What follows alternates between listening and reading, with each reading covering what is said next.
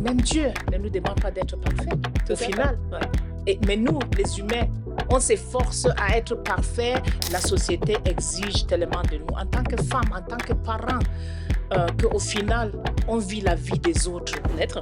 Et donc, j'y vais quand l'impulsion me vient, sans attendre la permission. Bonjour, bienvenue sur Une main tendue, notre podcast de motivation et d'inspiration. Ici, nous croyons en la force du lien, en la puissance du partage. Je suis Martha Shea, votre Yema préférée.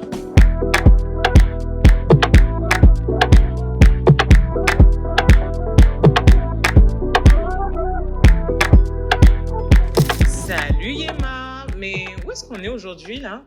Salut, productrice. Alors, comme tu peux constater, aujourd'hui, on est dans les locaux des studios Finesse qui se trouvent à Courbevoie dans le 92. J'ai pour habitude de faire mes soins ici, de prendre soin de moi ici. Et je trouve l'endroit tellement joli. Et ils ont bien gentiment accepté de me prêter leurs locaux pour le shooting d'aujourd'hui. Super, merci beaucoup le studio Finesse. C'est quoi notre sujet du jour Yema? Alors, productrice, aujourd'hui, on va parler d'un sujet que je considère essentiel, un sujet qui me tient à cœur et dont on en parle de plus en plus. Il s'agit de l'amour de soi, le self-love. Alors, tu vas peut-être me poser la question, pourquoi ce sujet et en ce moment? Eh bien, pourquoi ce sujet? Alors, si tu as écouté, et je sais, l'épisode 3, même pour toi qui as écouté l'épisode 3, dans l'épisode 3, on a conclu en évoquant l'épanouissement d'un parent. Et je pense que l'épanouissement est directement lié à l'amour de soi. Également, en cette période de fin d'année, qui est souvent une période de stress pour pas mal de gens.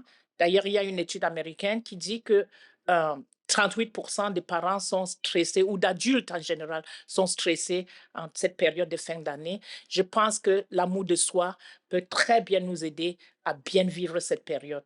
C'est pour cela que j'ai choisi de parler de ce sujet en ce moment. Ok, eh bien, allons-y Yema.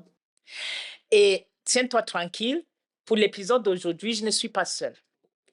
Je suis accompagnée d'une invitée et pour la première fois dans Une main tendue, et je vous présente la belle, la charmante, the Beautywood Brands, Ina. Waouh, bienvenue Ina. Bonjour à tous. Merci Yema de me recevoir dans ce beau podcast qui m'a entendu. J'ai hâte de parler avec toi du sujet. Et je pense qu'on va partager plein d'insights. Voilà. Merci beaucoup, Ina, d'avoir accepté notre main tendue. Mhm. Est-ce que tu peux te présenter à notre audience en quelques mots? Oui, avec plaisir. Alors, donc, je suis Ina Ouattara, je suis consultante en orientation scolaire et aussi dans les reconversions professionnelles. Donc, je travaille avec pas mal de gens, que ce soit des jeunes, des ados, enfin même des adultes. Et en général, se pose et vient la question de l'amour de soi, voire de l'estime de soi assez tôt. Et donc, moi, mon rôle, donc le rôle aussi que je me suis donné, donc la mission, c'est de transmettre, bon, d'abord créer et ensuite transmettre des ressources utiles qui permettent aux personnes de fleurir surtout dans leur activité professionnelle. Voilà. Merci beaucoup d'avoir accepté notre main tendue. Ina, tu as écrit un livre Ouais. qui s'appelle Hey sis, l'amour commence ici. Ce livre, Ina, parle de self-love, de l'amour de soi. Laisse-moi te poser cette question. C'est quoi le self-love? C'est quoi l'amour de soi? Mmh. Et pourquoi ce livre? OK. Alors, donc Yéma, l'amour de soi, donc c'est le fait de se donner de la valeur et cela inconditionnellement de ce que l'extérieur peut penser. C'est la valeur qu'on s'accorde à nous-mêmes. C'est aussi le fait de s'accepter soi tel que l'on est, avec ses qualités, ses défauts et puis de pouvoir un peu, comme tu dis, se tenir la main à soi-même pour avancer avec bienveillance tout au long de sa vie. Donc moi, j'aime bien le comparer à un jardin et de dire qu'on nous a donné, on a un peu la possession de ce jardin dès qu'on naît et donc l'idée, c'est de continuer à le cultiver. Voilà, tout au long de sa vie. Il y a quelque chose qui attire mon attention, Ina. Alors, the take-home message for me. Le self-love, c'est un jardin qu'on possède et qu'on se doit de cultiver soi-même. C'est bien ce que tu nous dis. Exactement, c'est ça. Magnifique. Mmh. Et Super. du coup, le pourquoi de ce livre, Ina? Alors en fait, ce livre, il est parti de plusieurs constats. C'est le fait que dans notre société, je pense que vous en êtes témoin également, c'est qu'on a observé le fait que les femmes se remettent souvent en question elles-mêmes. Elles doutent d'elles-mêmes, elles sont parfois frustrées, que ce soit de leur corps ou bien même de leur manière d'agir ou de ce qu'elles font comme action. Elles ont tendance à se belittle, donc là j'utilise un peu l'anglais aussi, se belittle et puis à diminuer leur valeur et puis à penser qu'elles n'ont pas le potentiel de réaliser certaines choses. Et tout ça, ça part de messages, que ce soit de la société, ça peut aussi malheureusement partir de la famille. Et donc l'idée pour moi, c'était de se dire quelles sont les différentes étapes qui vont permettre aux femmes quelles sont les différentes étapes et facettes de l'estime et de l'amour de soi qui vont leur permettre de regagner, en fait, on va dire quelque part ce pouvoir et puis de l'appliquer dans leur vie. Voilà.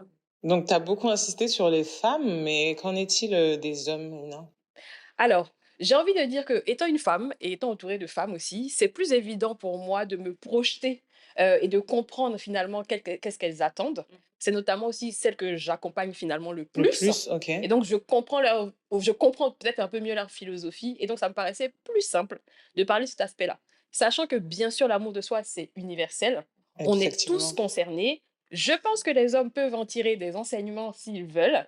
Et aussi, ce qu'il peut faire, c'est aussi l'offrir alors à toutes les femmes autour d'eux, parce Ah qu'ils en ont oui. plein.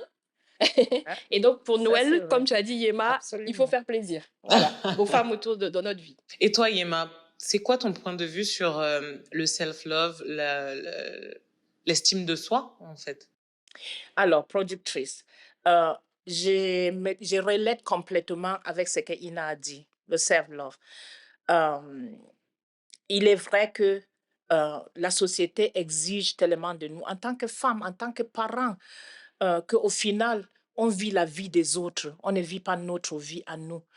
Euh, on nous demande de s'imbriquer dans des cases préconstruites pour nous. Et au final, à force de vouloir satisfaire la société, on s'oublie nous. J'ai eu la chance, je dirais, d'avoir grandi dans une famille que j'appelle une dynastie des femmes. Ma grand-mère maternelle surtout était une femme très puissante, très intelligente. Ma mère, pareil, dans sa douceur, mais quand même. Et j'ai, comment dire, hérité cela, mes sœurs d'ailleurs. Et aujourd'hui, c'est ce que je m'efforce à transmettre à mes enfants, mes petits-enfants, garçons comme filles. Et d'ailleurs, j'ai rejoint Ina pour dire que les hommes aussi peuvent très bien se retrouver dans ce bouquin. Pour l'avoir lu, les hommes peuvent se retrouver et donc je les encourage à se procurer ce livre également. Et aujourd'hui, en fait, dans ma mission de transmission, ce self-love, c'est une des choses que je passe donc aux générations, que ce soit directement de ma famille ou toute autre personne qui m'écoute. Et je crois que, Ina, aujourd'hui, tu as l'âge de mes enfants, mais on a déjà 2 générations qui nous séparent. Mais on se retrouve complètement Tout à fait. dans cette situation. Et je pense que toi, aujourd'hui, dans ta posture de grande sœur, j'imagine que Mhm. à travers ce livre, c'est quelque chose que tu as envie de pass down to other people. Exactement, ouais. Donc, dis-moi, Mhm. dans le parcours de la transmission, Ouais. qu'est-ce que tu aurais aimé qu'on te dise quand tu grandissais pour que tu puisses cultiver le self-love? Ok, donc déjà, Yema, je vais commencer par un high five. Voilà, parce que je trouve que ce que tu as dit, c'est, comme ils disent, on point, on flic. Thank you. Surtout la première partie. Alors, la question que j'ai envie de poser, et que je pense que si on m'avait posé, ça aurait été life-changing, c'est qui est ta priorité? En fait, constamment se demander qui est ma priorité. Et en l'occurrence, j'espère bien que la réponse est moi. Voilà, parce qu'en fait, comme tu l'as dit, je rebondis dessus parce que c'est bien formulé, c'est le fait de dire que en tant que femme, on a un rôle qui se rattache à plein d'autres personnes. C'est soit on est mère, soit on est sœur d'eux, soit on est Épouse. épouse, exactement. Et tous ces autres rôles-là, c'est finalement ce qui nous définit. Et donc, en fait, on est un peu tiraillé par tout le monde autour qui prend un peu de nous, voire même beaucoup de nous. Et on ne trouve pas ce temps-là de s'accorder cette priorité qu'on est. Et en général, ce qui va se passer, c'est qu'on va chercher aussi notre valeur à travers les autres, à travers ce qu'on apporte aux autres. Et Dans donc, le regard des autres. Ouais. exactement, productrice. Donc, le premier point, c'est vraiment de te demander qui est ta priorité et que quand tu as passé une période quand même assez longue à ne pas t'occuper de toi-même, il faut que tu puisses revenir à toi et te dire, OK, cette semaine, quel est le temps que je trouve pour moi? Qu'est-ce que je m'accorde? Et d'ailleurs, j'ai fait le high five, mais le high five, c'est un exercice aussi qui est dans le livre qu'on peut se faire avec soi-même. Exactement. C'est-à-dire? Alors, l'idée, c'est de se dire, et c'est un exercice que j'emprunte à Mel Robbins, qui est une queen de développement personnel, c'est de se dire que en fait, on peut se mettre en face du miroir et puis se féliciter.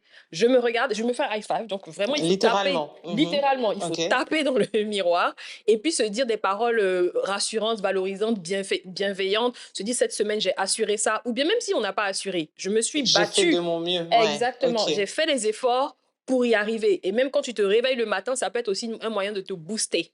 Voilà. Génial. Et là-dessus, j'ai envie d'ajouter tout simplement que il faut surtout savoir que c'est choisir, c'est mettre en priorité. C'est pas de l'égoïsme en fait. Bah C'est non, pas du tout de l'égoïsme. clairement. Mais nous, les femmes, on a tendance à ça, à penser que si on pense à nous, c'est qu'on est égoïste, en fait. Absolument, c'est qui est Exactement. faux, c'est qui Mm. est faux. Il faut apprendre à se mettre en priorité. Et comme je l'ai évoqué, si on ne s'aime pas assez, on ne pourra pas aimer les autres suffisamment. Mm. Exactement. Il faut se Ouais. choisir, il faut savoir se choisir. Il n'y a rien de mal à Et cela. si je dois rebondir dessus, c'est en disant que, en fait, souvent, il y a des personnes qui sont pas forcément à l'aise avec ça, hein, mais dans une famille, quand une maman est bien, ça rejaillit sur tout le monde, en fait. C'est la Tu vérité. Donc, peux le c'est la dire. base, en Pour fait. moi, on peut le Je dire. peux le À ces dire. messieurs, à ces enfants, je vous Absolument. le dis, si vous voulez la Absolument. paix, Absolument. donnez la paix à votre maman. Donnez-lui des moments de détente, offrez-lui des spas, massages, tout ce Et que vous voulez. encore, ça fait un clin d'œil Voilà, à l'épisode 3. c'est ça.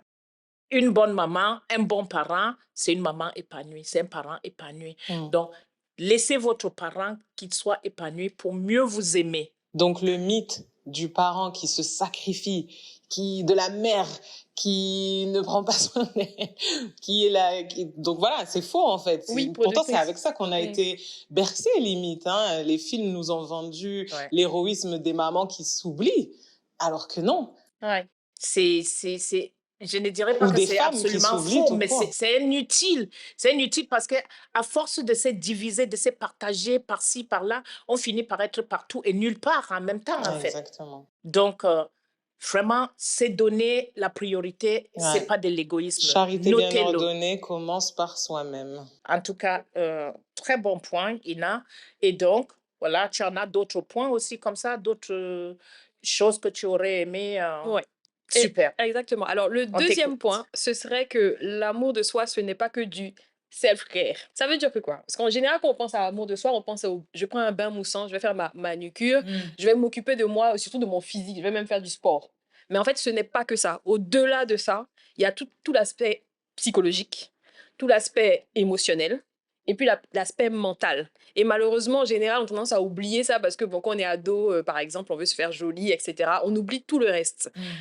Donc, c'est important de prendre en compte toutes ces dimensions-là. Et c'est ce que j'essaye de faire au maximum dans le livre. J'irai même un peu plus loin avec le côté même thérapeutique. Parce qu'il faut... D'ailleurs, il y a un jeune homme qui a vu le livre et qui m'a dit c'est thérapeutique. Et j'ai fait oui, c'est ça l'objectif. Un L'objectif, c'est jeune homme. C'était ça ton but. exactement, Un oui. jeune homme. Exactement, j'ai bien aimé son feedback parce qu'il m'a dit ce n'est pas que prendre soin de soi, pamper yourself, c'est au-delà aussi s'occuper de son mental, de son mindset, de son côté psychologique et même, alors, très important, des relations qu'on a avec les autres. Et là, ça, c'est tout l'objet du chapitre 8 d'ailleurs, les relations qu'on a avec les autres, comment on pose ses limites et comment on choisit les relations justement dans lesquelles on est respecté. Et il y a une sorte d'échange qui vient dans les deux sens.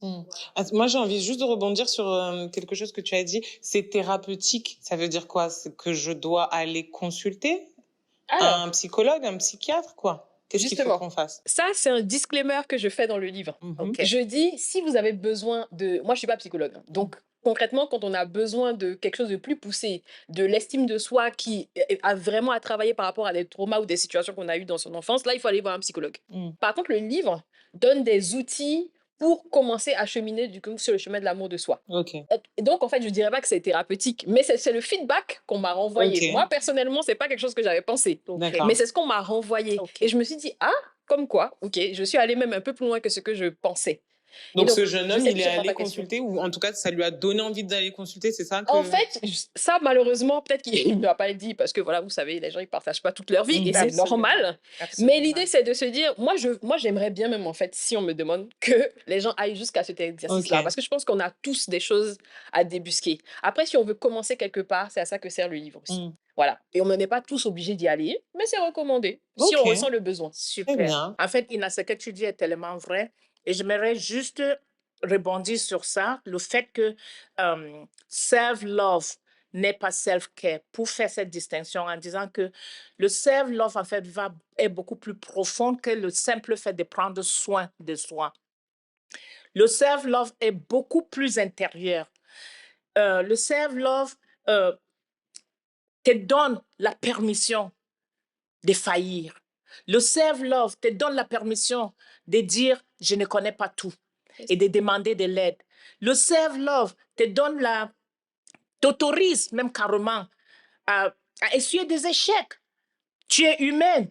Tu ne dois pas te blâmer pour de simples choses que tu as fait. Et là, pour ça, j'ai une citation que je vais vous partager ici, qui vient donc d'un écrivain américain qui s'appelle Brené Brown.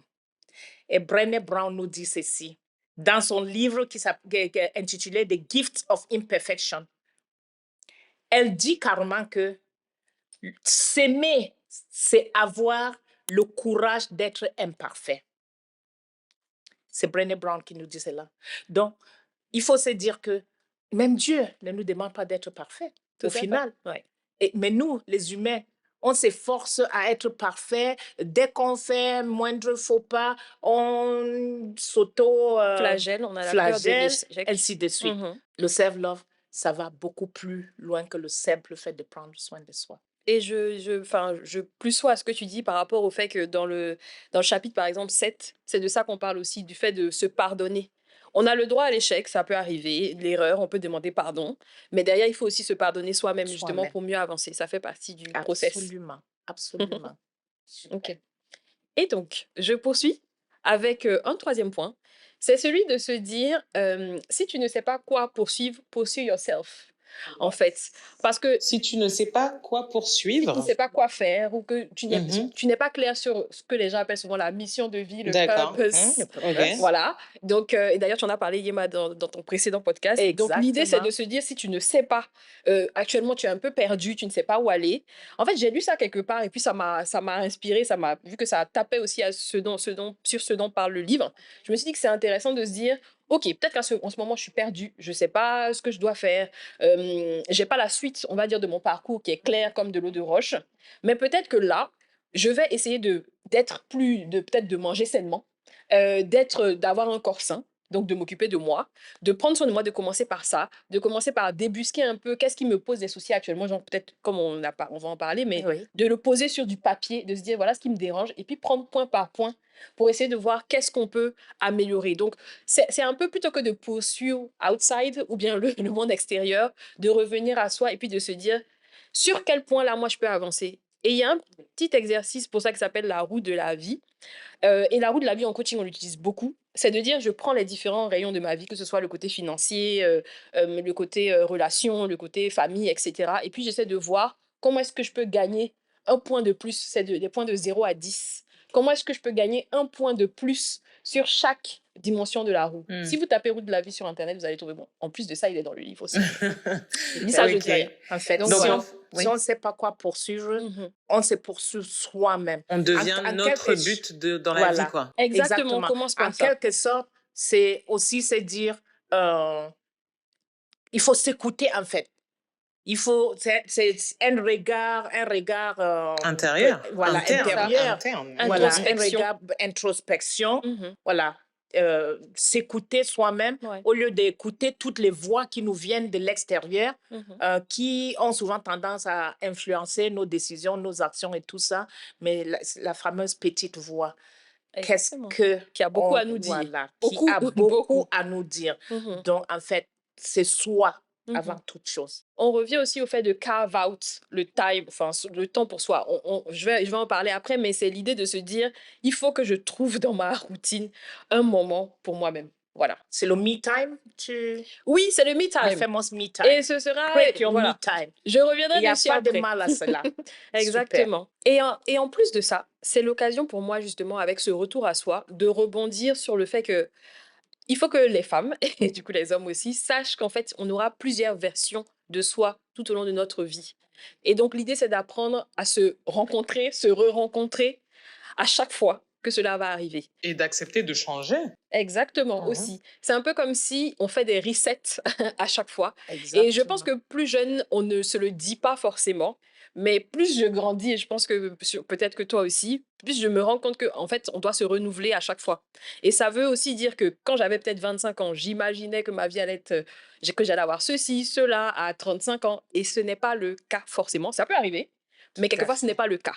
Et donc, je dois accepter qui j'ai devant moi, je dois lâcher prise sur ce qui est passé et puis continuer à avancer.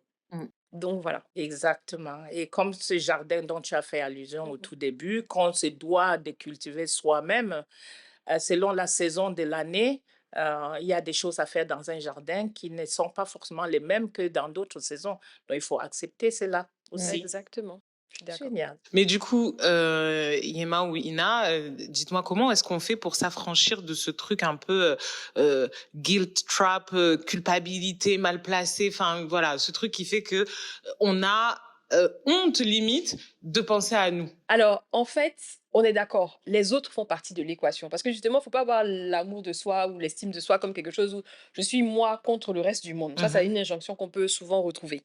Les autres font partie de l'équation. Par contre, ça veut aussi dire que moi, je n'ai pas forcément besoin de me baser sur ce que tout le monde autour, l'entourage pense. Il faut que je m'accorde ces temps, ces pauses ou ces parenthèses un peu enchantées où je m'occupe de moi. Donc ça veut également dire que le solo time, le me time, le fait de se dire, bon, je vais par exemple au cinéma seul si j'ai envie, je vais faire une escapade dans une ville d'Europe ou en France, voilà, toute seule. Ça fait aussi partie de ce self-love-là, au-delà même du fait d'écouter tous les bruits autour qui nous jugent par Mm. rapport à ce temps qu'on peut s'accorder à soi-même. Donc ça, c'est un des points que je veux transmettre. Parce que oui, quand on fait les choses seul, souvent on a des gens qui parlent autour, qui se posent des questions, qui disent, mais pourquoi elle fait ça seule? Oui, je fais ça seule parce que j'ai besoin de cultiver mon bien-être. Mm. Et donc, j'y vais quand l'impulsion me vient, sans attendre la permission, parce qu'on attend souvent la permission C'est des autres, ça, ouais. malheureusement. Mm. Exactement. Et moi, j'ajouterais en disant que, en fait, le self-love, là aussi, consiste à savoir redéfinir, en fait, les attentes de la société. Mm. Comme on a dit au tout début, la société attend tellement de choses de nous qu'à force de vouloir satisfaire les autres, on finit par s'oublier. Prenons l'exemple tout bête. La société nous donne, en fait, nous conditionne notre amour. Et ça, quand je dis amour, amour envers l'autre et amour envers soi-même. Nous-mêmes. La société a tendance à conditionner ça. Ben, si tu fais ça, on va t'aimer. Si tu es comme ceci, on va plus t'aimer. Comme je disais, entrer dans des cases prédéfinies. Mais non, le self-love consiste à dire, ben, vos cases, je n'entre pas là. Il faudrait avoir je ne sais pas quelle taille pour pouvoir être C'est bien heureuse. dit. Non, non, non, je suis comme je suis, mais je suis aussi heureuse. Il faudrait avoir tel ou tel diplôme, ainsi de suite. Et puis, ça affecte les gens parce que certaines personnes s'imaginent que ben, si je n'entre pas dans cette case-là, je n'ai pas le droit d'aimer Mm. ou Ou d'être d'être aimé aimé. Mhm. ou même de m'aimer. Et tout ça, c'est pas, en fait, donc, redéfinir les attentes de la société, en fait, choisir de faire euh, ce qui nous plaît, au final, en fait, quoi. Mm. N'est pas chercher toujours à plaire aux autres, mais aussi faire ce qui nous plaît à nous, sans forcément heurter Ok. la sensibilité des autres, hein, Et bien je pense évidemment. même qu'en plus de ça, c'est ce côté weirdness, là, ce côté un peu bizarre, ce côté un peu décalé. Ce que vous faites qui est différent, finalement, c'est ça qui va être un peu votre signature. En petit point bonus, ce que j'aimerais aussi transmettre, c'est le fait que chacune ou chacun d'entre nous doit apprendre aussi ce que c'est l'autocompassion. L'autocompassion, en fait, j'aime bien faire ce geste-là, c'est-à-dire, en fait, c'est un peu comme si, et c'est C'est comme on prendre dans dit le bras, quoi, exactement, se soi-même. prendre dans les bras.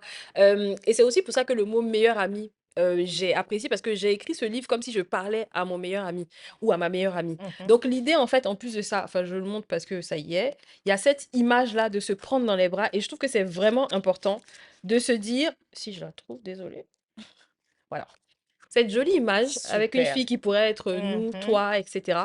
Et de se dire que, en fait, je peux trouver les mots, je peux trouver cet espace-là en moi pour accueillir mes émotions surtout. Parce qu'en général, on ne les identifie pas assez. On n'arrive pas à savoir ce que ça veut dire et ce que ça implique comme action. Parce que émotion, hein, comme il dit souvent, c'est emotion. Donc, en fait, il y a une notion de... Mhm. Ça me renseigne, le message J'ai un message qu'on me fait passer. Mhm. Qu'est-ce que je fais maintenant du message dans la vie pour aller mieux? Donc, il faut pouvoir s'accueillir plutôt que de fuir l'émotion ou le sentiment qui vient, pour le remplacer par autre chose, pour le remplacer par les réseaux sociaux, pour le remplacer par les médias, pour le remplacer par des distractions et ne pas prendre ce temps-là pour soi. Ouais. Voilà. Là, je te rejoins sur ça parce que il est vrai que très souvent, on traite souvent les autres mieux qu'on qu'on se traite nous-mêmes, en fait, quoi. On a souvent tendance à parler aux autres très gentiment, mais à nous-mêmes, à soi-même, on est souvent On très oublie. dur. Il y a même des gens qui emploient le terme, par exemple, que je suis bête, oh, que je suis machin et tout. Il faut savoir être gentil et bienveillant envers soi-même.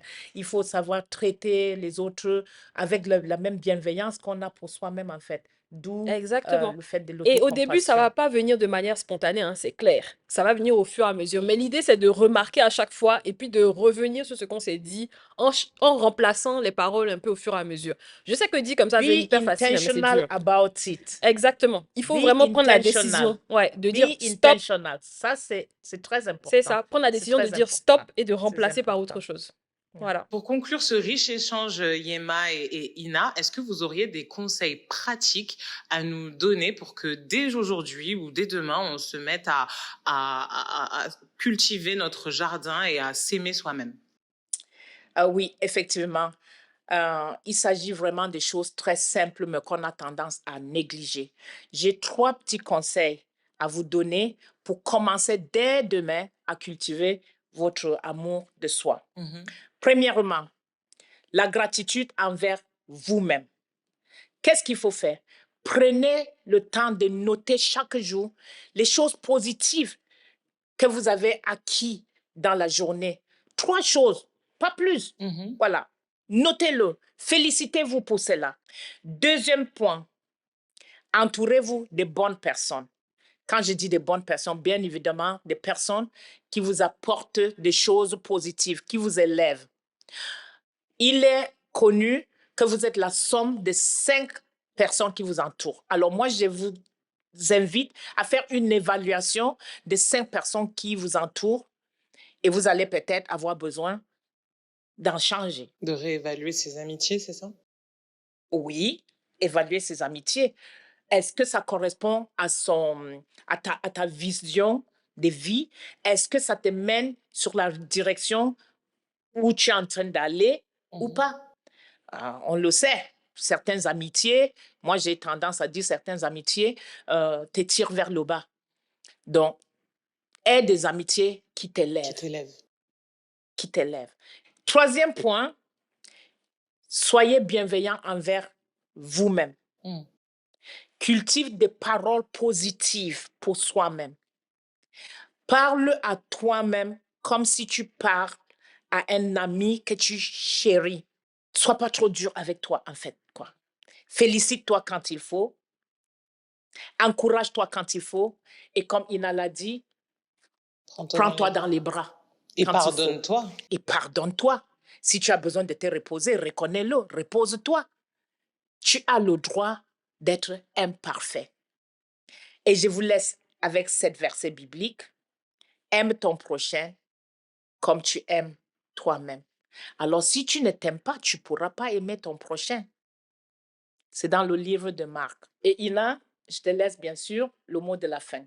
Alors, j'ai envie de dire que on peut avoir la tentation de repousser l'amour de soi, l'estime de soi et tout ce qui a trait au travail finalement psychologique et mental qu'on fait. Mais c'est une erreur de penser que c'est quand quand on aura atteint tel stade, quand on aura telle chose qu'il faut se consacrer à ce sujet. Au contraire, c'est un peu finalement même la voile ou le navire qui va vous envoyer vers cet objectif.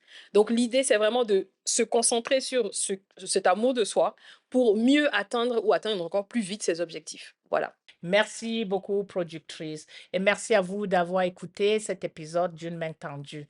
Et je vous encourage fortement à vous procurer ce livre, le livre de Ina, Hey Sis, l'amour commence ici. Il se trouve sur Amazon. Donc, partout où vous vous trouvez, vous pouvez l'avoir. Merci beaucoup, Ina, d'avoir accepté notre main tendue. Le plaisir est pour moi. Merci beaucoup, Yema. Merci, productrice. J'ai adoré être avec vous et puis partager tous ces insights. Et je ne peux vous encourager qu'également à vous procurer le livre Et si l'amour commence ici. Merci. N'oubliez pas de liker, partager et vous abonner. Et mettez-moi dans les commentaires l'action que vous comptez mener dès demain. Merci d'avoir écouté cet épisode d'une main tendue. N'oubliez pas que parfois il suffit d'un mot, d'un geste ou d'une main tendue pour tout commencer ou recommencer. C'était Martha Shea, votre Yema préférée. Et je vous dis à bientôt.